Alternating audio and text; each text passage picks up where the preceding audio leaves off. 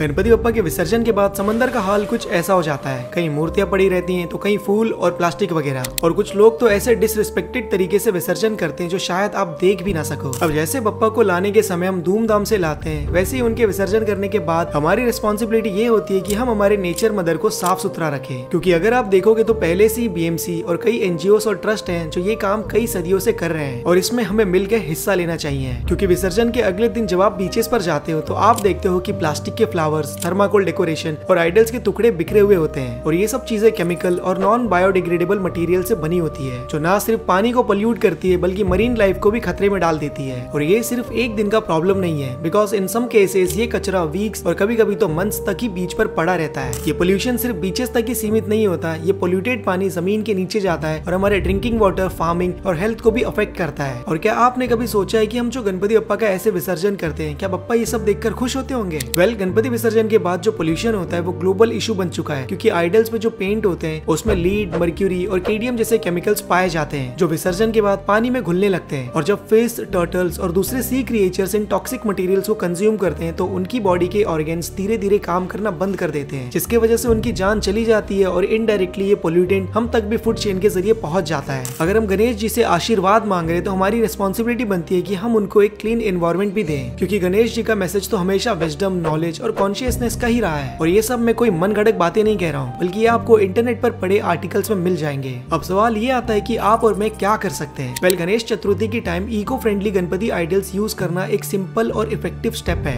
Natural materials जैसे मिट्टी और ऑर्गेनिक डाइस से बने आइडल्स पानी में इजिली डिसॉल्व हो जाते हैं। दूसरा और मोस्ट इंपॉर्टेंट स्टेप है नो प्लास्टिक। गणेश जी के डेकोरेशन और ऑफरिंग्स में प्लास्टिक का यूज अवॉइड करिए, बल्कि इसके बदले रीयूजेबल या बायोडिग्रेडेबल मटेरियल्स का उपयोग करो। और विसर्जन के बाद क्लीन अप ड्राइव्स का हिस्सा बनो, क्योंकि क्लीन अप ड्राइव से बीचेस की ब्यूटी सिर्फ रिस्टोर नहीं होती है, बल्कि ये सोसाइटी को एक स्ट्रॉन्ग मैसेज भी देती है। और अगर हम सब मिलकर रिस्पॉन्सिबिलिटी लें तो शायद आने वाले सालों में हमारे बीचेस प्रिस्टीन रहेंगे और गणपति विसर्जन के बाद बस पवित्र भावना बचेगी, कचरा नहीं। अब अगर आपको मेरी कोई भी बात बुरी लगी हो तो मुझे दिल से क्षमा कर देना। मैं बस एक मैसेज पहुंचाना चाहता था, क्योंकि अगर हम सब मिलकर धरती माता को साफ रखने की रिस्पॉन्सिबिलिटी लेते हैं तो शायद हमारे ऊपर बप्पा का आशीर्वाद हमेशा के लिए बना रहेगा। Because oh my friend Ganesha, तो रहना साथ हमेशा।